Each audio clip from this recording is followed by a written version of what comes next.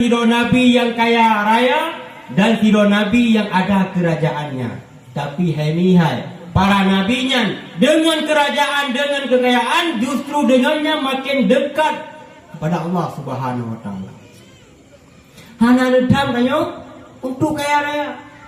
Dan hai be nabi ke uronyo danyo bahwa dengan hartanya danyo kamu temu kebahagiaan.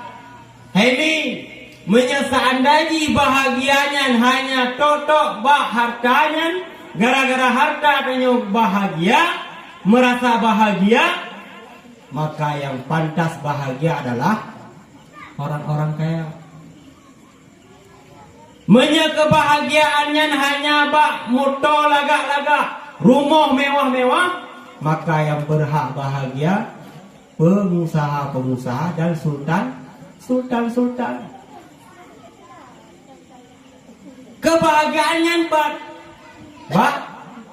bak hati danyo wate lebih Allah Subhanahu wa taala kebahagiaannya sehingga danyo merasa cukup walaupun sedikit ngan urang yang butuh-butuh bahagia. Hai beda begini orang kan susah harta dengan hartanya ni kedempu-dempu je tablohan ni. Memang dengan hartanya dia tak pegat masjid, dia tak pegat kaya, tapi dengan hartanya kita tidak mampu untuk membeli ilmu dan iman.